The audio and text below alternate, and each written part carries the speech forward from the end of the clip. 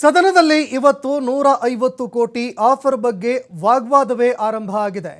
ಇನ್ನು ಬಿಜೆಪಿ ಹಾಗೂ ಕಾಂಗ್ರೆಸ್ ನಾಯಕರ ನಡುವೆ ತೀವ್ರ ವಾಕ್ಸಮರಕ್ಕೂ ಕೂಡ ಈ ವಿಚಾರ ಕಾರಣ ಆಗಿತ್ತು. ಇಂದು ಸದನದಲ್ಲಿ ವಿಜಯೇಂದ್ರ ಪರವಾಗಿ ಶಾಸಕ ಯತ್ನಾಳ್ ಅವರು ಬ್ಯಾಟಿಂಗ್ ಮಾಡಿದ್ದಾರೆ.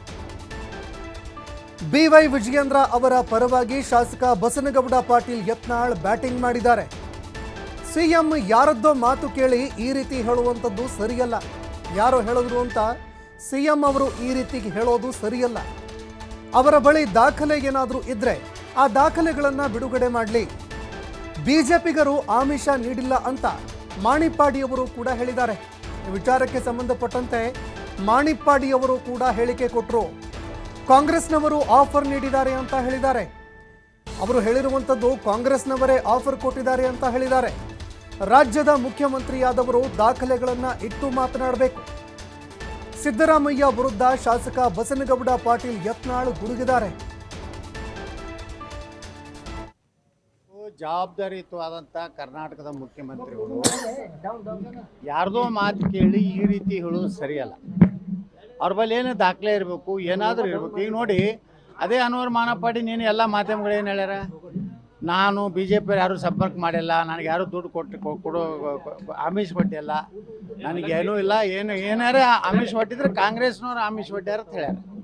ಈ ರೀತಿ ಒಬ್ಬ ಜವಾಬ್ದಾರಿಯುತ ರಾಜ್ಯದ ಮುಖ್ಯಮಂತ್ರಿಗಳಾಗಿ ಯಾವುದೇ ಒಂದು ಆರೋಪ ಮಾಡಬೇಕಾದ್ರೆ ವಿತ್ ಎಲ್ಲ ಡಾಕ್ಯುಮೆಂಟ್ಸು ಎಲ್ಲ ಇಟ್ಕೊಂಡು ಮಾತಾಡಬೇಕು. ಇವತ್ತು ಮಾನಪ್ಪಾಡಿ ಅವರು ಹೇಳಿದ ಇದಕ್ಕೆ ಅವ್ರದ್ದು ಹೇಳಿಕೆ ಏನು, ಅದನ್ನು ಬಹಿರಂಗಪಡಿಸಲಲ್ರಿ. ಸುಮ್ಮನೆ ಬ್ಲ್ಯಾಕ್ ಮೇಲ್ ಮಾಡೋದು, ಅನ್ಸೋದು. ನೀವು ತನಿಖೆ ಮಾಡಿ. ಸಿ ಬಿ ಐ ಬಗ್ಗೆ ಈಗ ಯಾಕೆ ನಿಮ್ಗೆ ವಿಶ್ವಾಸ ಬಂದದ? ಇದೇ C B I E D ಏನು ಎತ್ತಿದ್ರಿ, ಬಿ ಜೆ ಪಿಯ ಕೈ ಚೀಲ ಎತ್ತಿದ್ರಿ, ಬಿ ಜೆ ಪಿ ಏಜೆಂಟ್ ಎತ್ತಿದ್ರಿ. ಈಗ ಒಮ್ಮೆ ನಿಮ್ಗೆ ಹೆಂಗೆ ವಿಶ್ವಾಸಾರ್ಹತೆ ಸಿ ಬಿ ಐ ಬತ್ತು?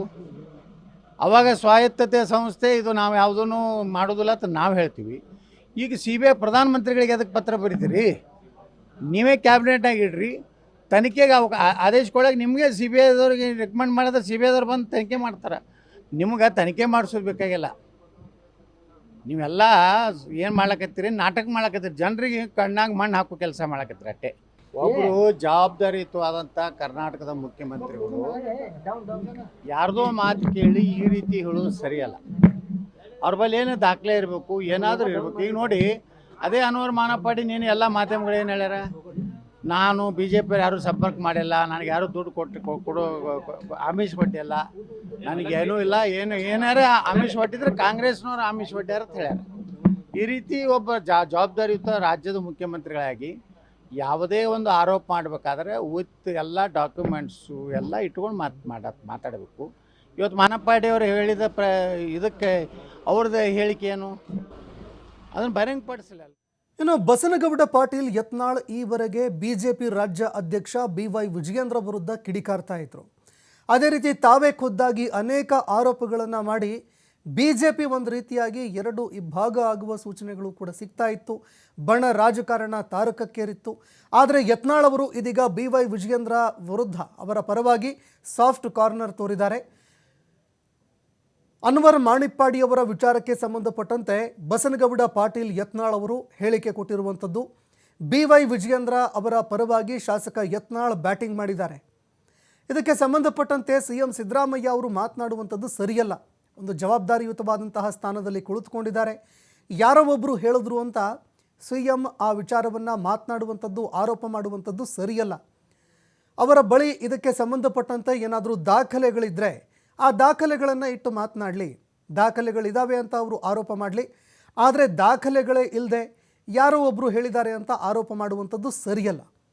ಇನ್ನು ಅದರ ಜೊತೆಗೆ ಈ ವಿಚಾರಕ್ಕೆ ಸಂಬಂಧಪಟ್ಟಂತೆ ಮಾಣಿಪ್ಪಾಡಿಯವರು ಕೂಡ ಸ್ಪಷ್ಟೀಕರಣ ಕೊಟ್ಟಿದ್ದಾರೆ. ನನಗೆ ಯಾರೊಬ್ಬರು ಕೂಡ ಆಮಿಷ ಒಡ್ಡಿಲ್ಲ, ಬಿ ಜೆ ಪಿಯವರು ಯಾರೂ ಕೂಡ ಆಮಿಷ ಒಡ್ಡಿಲ್ಲ, ಆಮಿಷ ಒಡ್ಡಿರೋದು ಕಾಂಗ್ರೆಸ್ನವರು ಕೆಲವೊಂದು ಸಂದರ್ಭದಲ್ಲಿ ಅನ್ನುವಂತಹ ಮಾತನ್ನು ಅವರೂ ಕೂಡ ಹೇಳಿದ್ದಾರೆ ಅಂತ ಶಾಸಕ ಬಸನಗೌಡ ಪಾಟೀಲ್ ಯತ್ನಾಳ್ ಬಿವೈ ವಿಜಯೇಂದ್ರ ಅವರ ಪರವಾಗಿ ಈಗ ಬ್ಯಾಟ್ ಬೀಸಿದ್ದಾರೆ.